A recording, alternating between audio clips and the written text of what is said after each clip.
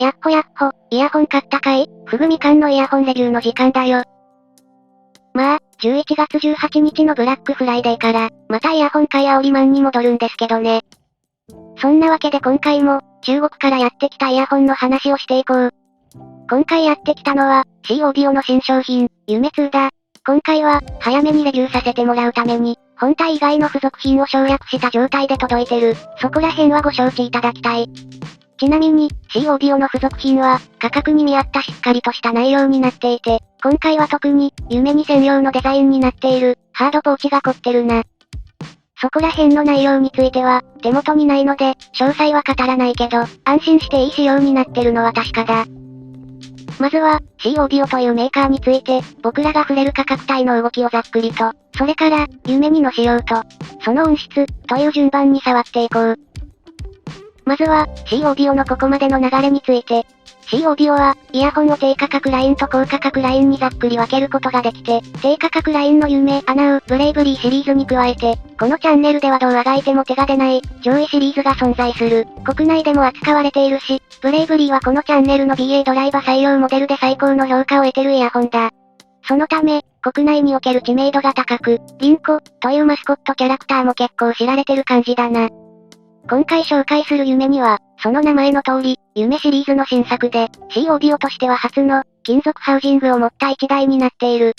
これ以前の夢シリーズは、樹脂製で、初代夢は、暖色で落ち着きのある、中低音域ベースの音色が印象的なイヤホンだった。また、世界的に有名なレビュアーで、うちと違ってちゃんと色々考えてレビューを書いている、クリン氏がチューニングに参加した、Cオーディオ夢ミドナイトもラインナップされたな。夢と夢ミドナイトなら、ミドナイトの方が高音域までフォーカスが当たっていて、ミドナイトの方が好みだった。今回の夢には、どっちの直径なんだろうな。外装は、さっきも触れた通り、大きく変更されていて、シルバー調のシンプルなシェルに、薄い金の装飾部が存在する。外観としてはかなりシンプルで、ここまでの樹脂製でキラキラしたフェイスプレートを持っていた Cオーディオと比べると、かなり印象が変化したな。夢シリーズは、どれもに BA1 ダイナミックドライバの、オーソドックスな構成を持った、ハイブリッドイヤホン。この夢にも、もちろん、引き続き同様のに BA1 ダイナミックドライバ構成を採用しているぞ。BA ドライバは、この価格帯にふさわしい、ソーニオンとノールズの組み合わせ。より低価格だと、ノールズのみか、ノールズミックスのパターンが多いけど、ここら辺の構成が、価格の理由になってると思うな。中音域用がソーニオン、高音域用がノールズなんだとか。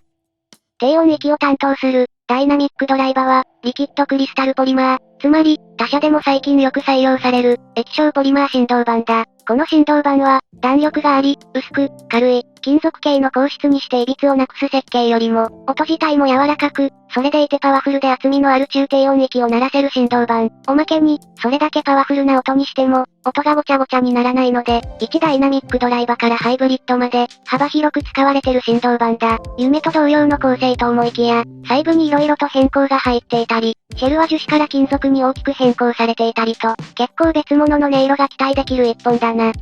スペックの方を見てみると、インピーダンスが32オームだった、初代夢シリーズと比べて、夢IIは17オームと、かなり鳴らしやすくなったことがわかる。よりコンパクトな上流でも、問題なく再生できるはずだ。それから、夢IIの再生可能な周波数帯域は、20Hz から 20,000Hz まで、なところにも注意してほしい。結構この価格帯でもハイレゾ非対応なモデルは、海外では多いぞ。むしろ安いものの方が、適当に40,000Hz まで出るぞい、とか平気でやってくるので、スペック上は対応してるモデルが多い気がするけど。そんなわけで、この夢II、外装は、レジン系から、金属系に大幅に変化。ドライバ構成こそ同じなものの、振動板などなど、大きな変更が加わったことがお分かりいただけたと思う。決して側を変えただけのイヤホンじゃないわけだ。それでは、実際に装着して、音色をチェックしてみよう。今回は、標準イヤーピース、標準ケーブルで試してみる。標準イヤーピースは、表面に感触の良い加工の施された、比較的硬めのイヤピで、しっかり合ったサイズを使うと、疲労感もなく、高音を弱らせることもなくしっかり聞けるものだ。付属のケーブルも、そのままイヤホンを組み合わせられる印象の、無酸素銅銀メッキケーブル。これで不満を感じなかったので、リケーブルとかはお好みでどうぞ。実際に装着してみると、装着感も軽くて良好だ。使われている金属はアルミ系で、見た目ほど重量はない。また、以前の樹脂系ハウジングも、よく考えられて作られていたから、装着感は良かったんだけど、単純に小型化されると、やっぱりより軽い印象を受けるな。イヤピは浅すぎず、深すぎず、軽い装着感のまま、しっかりと密閉を取れる、ちょうどいい塩梅だ。というわけで、何から何まで変わった夢2、実際の音色をチェックしていこう。夢2の音色は、一気に感触系になった。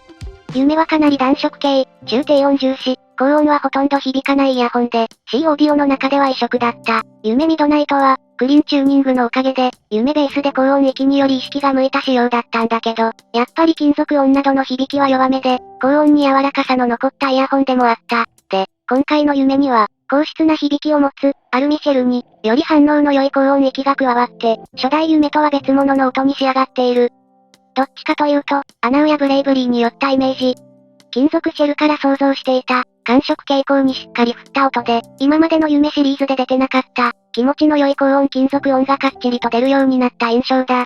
夢は出るたびに感触傾向になってるな。今回の夢には、まさしくハイブリッド版のアナウやブレイブリーといった印象。以前、夢ミドナイトが出た時にも、そんなことを言った記憶があるんだけど、高音域の量感が、しっかりブレイブリーやアナウが好きな人が要求するレベルにまで達した印象だ。特に今回はアルミシェルと振動板変更のおかげもあってか、音の弾力感はある程度保持しつつ、高音域のソリッドさが大きく増して、カナル型イヤホンの中でもより明細でシャープな音を好む層に大きく訴求した音色に変化したぞ。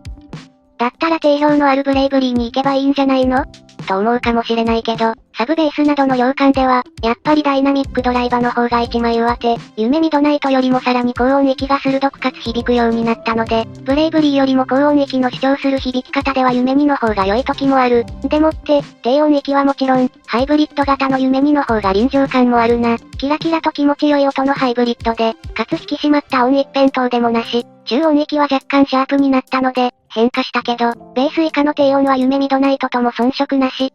というわけで、ハイブリッドで気持ち良い感触系、わかりやすく良い音に仕上がった。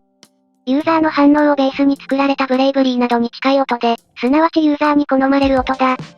個人的には、夢3台のうち、一番おすすめしたい音だな。タムやシンバルなど、リズムを形作る音がよく浮き立つので、音楽のテンポに乗りやすく、また、それぞれの楽器も聴きやすい。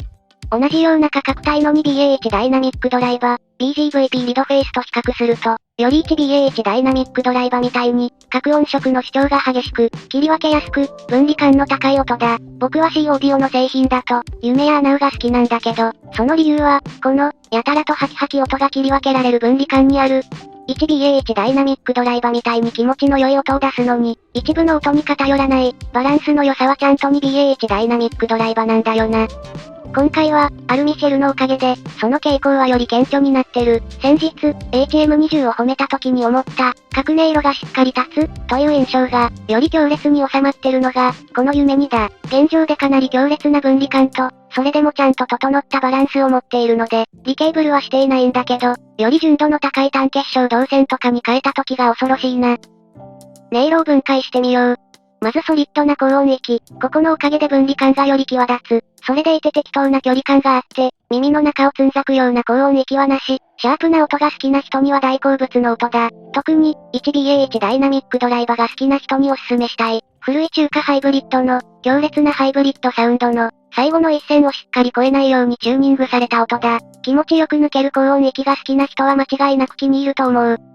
この傾向が高中音域に続き、ボーカルは別の BA とダイナミックドライバーが影響することになるんだけど、これらの BA の間のつながりに段差はなく、違和感なく聞くことができる。これだけ高音域が強いと、特に高いボーカルなんかはロボットチックになりやすいんだけど、ちゃんとここで温度感をスイッチしていて、相変わらずソリッドな傾向はあるけれど、しっかりと息遣いや体温を感じられる弾力がいい塩梅に混じる。女性ボーカルでも深い音はなし、しっかり人間の声に聞こえるけど、輪郭が硬質に強調されてる感じはする。中音域は若干の感触より、といったくらいだろうか。高めのボーカルから、落ち着いたものまで、大きな差はなく、しっかりとキレのあるボーカルを維持するぞ。そして、夢には、これだけソリッドな傾向の高音域を持っているのに、低音域はしっかりと振動感すらあるサブベースまでをちゃんと持つこと。EDM などでも臨場感があって、低音の量感は素晴らしい。この傾向の感触イヤホンだと、低音も引き締まり重視になっていることが多いけど、夢2の低音は弾力があり、それでいて適切な距離感があって、他の音域が低音域より前方にあるので、単純に低音にボーカルや高音域が飲まれて輪郭が崩れることがない。夢見の最大の特徴は、これだけ太い低音を持っていながら、全体の分離感が素晴らしいことにあると思う。小構成のドライバーらしい、それぞれの音がカチッとなる印象。それでいて、その分離感を保ちつつも、音が飽和しないのが、実に素晴らしいイヤホンと感じたぞ。僕が夢に足りないと思っていたものは夢ミドナイトが補ってくれていたけど、夢には、僕が C オーディオに求めていたものをそのまま形にしたような印象だ。ちなみに、ブレイブリーの場合、サブベースのインパクトはそれほどでもなく、より高い分離感と解像度をもたらす。夢見の場合、この厚みのあるサブベースが、アナウやブレイブリーとは異なるポイントになってる。空間もしっかり広がっていて、反響もしっかりある。ホールの反響に近いけど、それに比べるととてもソリッドで強調されてる。ベースも一歩引いたところで全体を包むような鳴り方をするので、装着感の軽さもあって、これだけソリッドなのに聞き疲れないイヤホンだ。先日、BGVP のトパズを褒めたけど、夢には、より過聴域の高音の気持ちよさを重視したようなバランスになっている。トパズももちろん素晴らしいんだけど、夢にの分かりやすさとボリューム感の両立は、これはまたこれでよし。この熱量でわかると思うが、もちろんおすすめだ。今のところ、C オーディオのイヤホンの中でも、感触サウンド好きの僕が格別おすすめするのは、ブレイブリー、アナウ、そしてこの夢にだな。軽い装着感、硬い高音、はっきりと聞こえるボーカル、そして分厚い低音、おすすめだぞ。繰り返す、おすすめだぞ。と、こんなところだな、おすすめだよ。それ以外に言葉が出ないよ。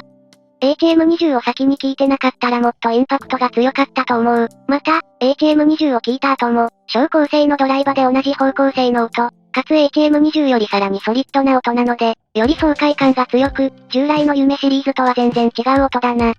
とはいえ、夢シリーズの中でどれが好みかは、はっきりと分かれると思う。が、僕が夢に求めていたものを、夢には完璧に実現した。同価格帯のものに比べても分離感と明瞭さで特に優れると思うので、カリカリのサウンドかつ迫力あるサウンドが大好きな人は、ぜひ手に取ってみてくれ。